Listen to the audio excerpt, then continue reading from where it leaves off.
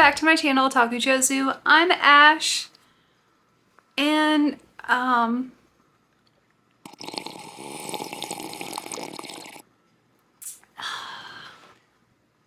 don't know how to explain myself.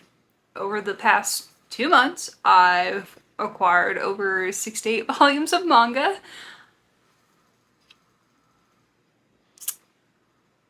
Yeah. You know what? I am gonna try to justify this, okay? First of all, I really like to read. I really do. Like, this whole month, I pretty much had shut myself in. I've barely been on social media. I've barely been talking to my friends, barely been talking to my family. Literally been sitting my ass on my bed. All free time that I acquired is just me reading between manga and manhwas. And yeah, I just can't be stopped. I'm a force to be reckoned with once I get on a roll. Like last weekend, I probably only got max like 1 hour of sleep. I know that's not healthy, but I could not stop myself. The stories were so good. So yeah, that's that. Now reason number 2, my first order for Right Stuff, there was a sale going on. So, you know, I wanted to take that opportunity to use that sale. I think it was like buy one, get one half off, something like that. And get as much Yona the Dawn volumes as I possibly could because I've been binge reading the heck out of that series and I wanted to stop at a certain point and collect basically the other half of the series so I can continue binge reading it in bulk. Then, what is this? Reason number 3? I'm already getting lost now. My second order from Right Stuff again, there was no sale, okay? There was not. That was like one of those treat yourself buys because, you know, I got a little recognition award thingy at work and I was like, yeah, I deserve this. Let's buy a ton of manga and be happy with life because I deserved it. I worked hard, you know? Yeah, I think this is going to be a pretty lengthy video because I'm going to be talking in bulk about, you know, all the manga that I bought and what they're about and what I like and yada yada yada. So I am just going to stop talking and we're just going to, you know, get the show on the road. Is that the right saying? We're just going to get into it. My first Right Stuff haul, I got a total of 36 volumes. Pretty much the bulk of the entire haul today. Really, it's all of Yona the Dawn's fault for being such a damn good series.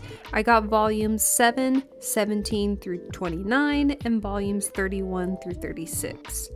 Volume 7 took me months to find. I think it's just been out of stock for a while now, but I finally have it, so that helps me complete the first half of the series. And when I left off reading at the time of purchase, I was actually on volume 16, and now I can continue on with the rest. And recently, I did read up to volume 27 and stopped. I really like to bulk read, especially with this series, because it's addictingly good with its political drama and also witnessing Yona's growth and adaptability. I just wanted to stop at a safe place within the plot and wait a few more volumes to come out because I can easily breathe through 10 more volumes and I'm just not ready to catch up on this series. I'd rather wait than risk being left off on something of a big build-up or a cliffhanger and then having to wait after that. Up next, I got volumes 1 through 5 of Ancient Magus Bride. I truly love this anime and just thought it was time to start investing in reading the manga too. Season 2 recently came out and I'm not sure where the manga picks up after the anime, but I'm looking forward to reading it and seeing how the characters mature and navigate through their struggles. Oh yeah, I also know that there's some spin-off stories called Wizard Blue. I think there's also another one. I'm not sure. Someone fact check me on that. So if anyone has read it, let me know in the comments if you like it and think it's worth picking up to read too. So I definitely had to pick up Imokoi Volume 4. I mentioned in a previous video how much I love this series, and I just want to gush about the main characters a little bit. They're so endearing, precious, and just mature in handling their problems that come up in any way in the relationship, but not so much where you forget they're teenagers. It's a wholesome read I'm always going to recommend. And of course, I had to get something My Hero Academia related. Recently, they released My Hero Academia My Team Up Missions Volume 3.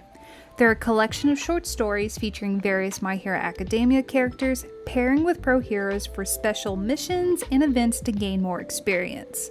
I really enjoy this spin-off series since you get a better idea of the type of hero trainings they go through that aren't super intense like we normally see in the main story, and also enjoy the little nuances of various character personalities, again, we normally wouldn't see in the main story.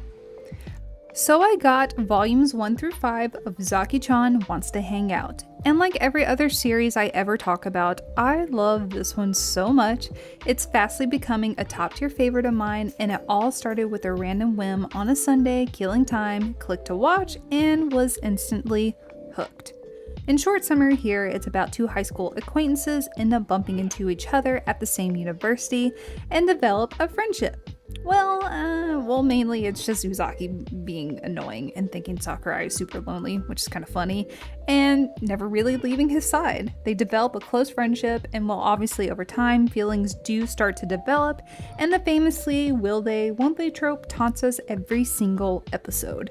I really just wanted to start the manga series too, since the anime left off around volume 7 of the manga, and there's no word of a third season. So if anyone else has watched this, you know the cliffhanger at the end of season 2. It was enough to send me on edge to where I needed to binge the manga to get more out of it. So I will say, minus the fan service, I actually did relate a lot to this series. I kind of had a similar relationship like this back in college, so it's been super nostalgic to watch it and now read the series. It's so damn funny, and I'm just having a good time giggling about it.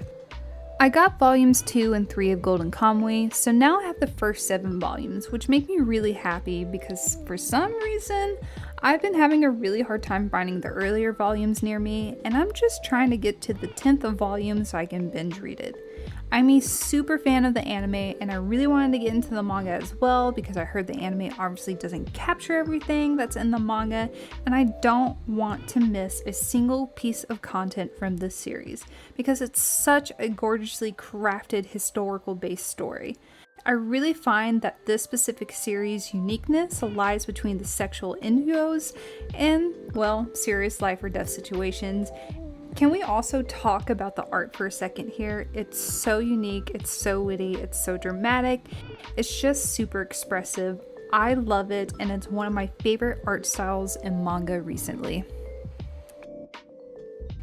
Lastly, for this specific Right Stuff haul, I got The Invisible Man and a Soon-to-Be Wife Volume 1. It's a wholesome office romance read I highly recommend, though Volume 1 has a little bit of a slow burn. But I like the buildup of the relationship between the two main characters because you kind of get a sense of both butterfly feelings and yet a easygoing atmosphere. Even though their type of work isn't exactly easygoing, it is a detective agency after all, but hopefully you get what I mean. Quickly moving on to the next Right Stuff order, I picked up My Love Mix-Up Volume 5. I'm behind on this series, so I'm slowly just trying to catch up. I also picked up Volume 3 of Cross-Dressing Villainous Sevilla Sylvie.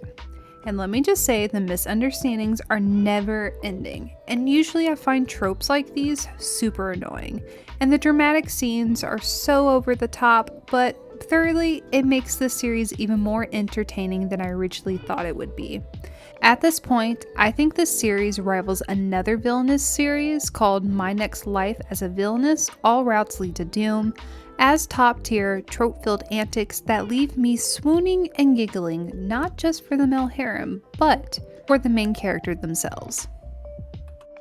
Okay, hear me out. Since I got Volume 2 of A Condition Called Love, I'm still not sure how I really feel about the male lead. I'm questioning if he truly has some sort of yandere personality going on, or if it's just social awkwardness. I think that's what also makes this series so alluring to me, because 90% of the time, the story is just progressing in a wholesome light. Which makes it hard for me to figure this series out, so I can't wait to see how it's going to progress in the next couple of volumes. So I also picked up the Abandoned Empress Volume 3. It's one of my favorite manga series, and I'm so excited that it actually got an English print publication. I would recommend this if you're just down for the tropes such as second chances at life, redos, fate, etc. This is a good one to start with, and the main character's growth in independence and survivability is a wonderful journey to follow. And of course, as the ultimate Bleach fan, I had to pick up the Bleach official bootleg color Bleach Plus volume. Try saying that 5 times over. That was hard. I read it instantly. It's so funny. I think it's underrated, and you definitely get to see a different side of characters within the Seirete and their side projects that they personally work on when they're basically not featuring in their own slasher film against Hollows. I do also feel like you get to know the characters on another personal level, which made me fall in love with them and Bleach all over again. This is definitely a must if you're a Bleach fan to have in your collection. So I saw the boxer everywhere on my Instagram For You page. It had good reviews, and to be honest, I always took an interest in boxing. I've been practicing Taekwondo most of my life, and I love physical contact martial arts sports, so I feel like that kind of led me on to give this manhwa a chance. I loved Volume 1 because it set up the main character for the series through other characters. You didn't automatically get to see the main character or his POV till halfway through, and even then it's still mysteriously mysterious. I'll definitely save a more thorough review for a later video. I also did pick up My Happy Marriage light novel Volume 3. And just a friendly reminder, the anime adaptation is premiering on Netflix July 5th, so watch it. Don't miss out on greatness. So lately, I've really been into new wave 80s aesthetics. I saw the new retro illustration book was out and had to get it. I love that it features multiple artists and their art style, and would love to use it in the future for outfit inspiration, because I can't really keep living in sweaters and leggings. I need to somehow leave that guilty pleasure behind. I already have a pretty big art and illustration book collection, and I think this is a nice addition, especially since I'm going to be redoing my office space again and have a pretty unique and interesting idea on how I would like to try out to display my art books in the near future. I also got volumes 10 and 11 of Love a Kill. I'm still trying to get caught up on this series as well, and I'm just now realizing I actually already had volume 10. So I guess now I gotta put this in the donation pile. The next few series I'm also just trying to catch up on, which is Kaiju number 8, volume 6, Skip and Loafer volumes 5 and 6, and then Yona the Dawn 37 and 38. This was kind of a random pick, sort of the Demon Hunter volume 1. It just looked really peculiar, so I decided to take a chance on it. I looked up some of its origin, and it's originally a light novel that was adapted into a manga, and also recently an anime adaptation has been announced, but not really sure on the release date though. I'm also really not sure what to expect when reading this manga series, and it seems like there's been mixed reviews so far, so TBD on how I actually feel about volume 1 for now. I decided to pick up volumes 1 through 3 of Sugar Apple Fairy Tale light novels. I had a friend that put me on this series, and I've been super obsessed with it since then. I actually remember back in January I set a pre-order for the manga series, and I didn't really think much about the light novels until after I finished the anime, and I just did not like where it left off. I wanted more. So I thought that picking up the light novels were going to clear it up for me more, but where the anime had left off is close to where the light novels had left off in volume 3, so I'm not getting the closure I was hoping for, but I'm not totally sad yet because I know there's going to be more to this series. I just need to be patient. Now into the mix of series I'm just catching up on, I got volume 3 of In the Clear Moonlit Dusk. I remember not liking the male lead at first, but trust me, he's growing on me. I'll just say that for now. First off, this is an 18 plus mature manga. And with that, I love reading smut. It's kind of my kryptonite. So of course I had to get The Villainess and the Demon Knight volume 1. It starts off a little bit rocky, not gonna lie. It's not the best situation to find both main characters in, but once you get some backstory, it kind of loosens up that dark sadistic mood. Only just a little bit though. I'm really loving the art style. It's kind of gory without the gore, if that makes any sense. And of course, the smut scenes are chef's kiss. So now I'm looking forward to volume 2. Moving on to another pre-order that I mentioned I was getting back in January, the Centric Doctor of the Moonflower Kingdom, Volume 1. I read it immediately and fell in love with all the quirky characters. The gist of Volume 1 is that a young prince goes in search of more reliable remedies. He is attacked by mysterious assailants and ends up witnessing a never-before-seen life-saving procedure that shocks him to his core, and even more shocked by who actually performs the procedure. I just fell in love with the quirky characters. I fell in love with the element if the court is with or against the prince, and I also love that the two main leads are kind of naive. So the next 3 volumes, volume 1 through 3 of the game, was a series I had been sitting on and contemplating if I wanted to start investing in. I never really read it before, besides maybe 1 or 2 chapters online, and I thought it was going to be an extremely toxic story. It definitely builds up like that, but eventually it turned out to be dramatically mellow, which isn't a bad thing. I mean, I may not really care for the male lead still, but I do love his character development in his recognition of love in general and his love growing for the female lead. It makes me really excited to see what's going to come next in the upcoming volumes. Lastly, for this Right Stuff haul, I got volume 6 of Blue Lock. It's just another series I'm trying to catch up on. And finally, moving on to the last bit of my haul, these are volumes that I got from Books A Million. Starting off with volume 1 of Cinderella Closet, I've seen a lot of mutuals talk about this online, and of course, peer pressure, I had to get it too, and I do not regret it. It was so damn good. I actually don't think I can do it justice by giving it a small summary review right now, so I'm gonna wait to give a thorough review for a later video.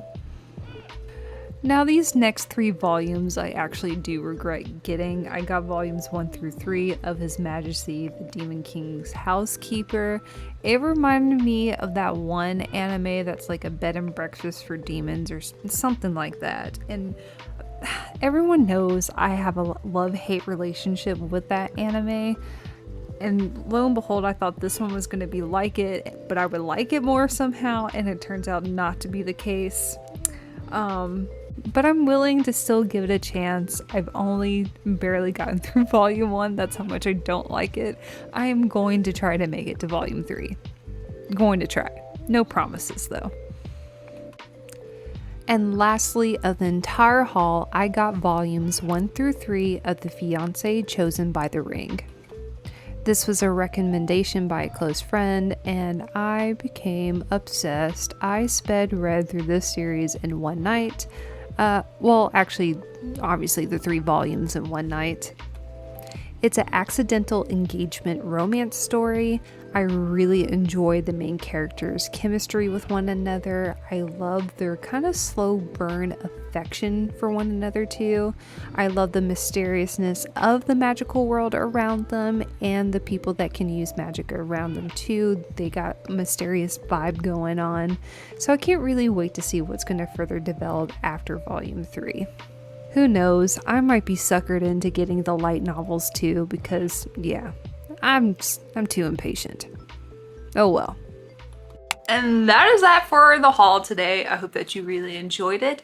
Definitely let me know in the comments what was your favorite series, what series you would like to check out in the future if you haven't. You know, let's just have a big old fun discussion about the stuff that we're reading. And, you know, if you have any suggestions, let me know too, because eventually I feel like I am going to run out of stuff to read, and I'm going to be a really sad little duck if that happens. So anyways, until next time, bye. Don't forget to like, comment, and subscribe.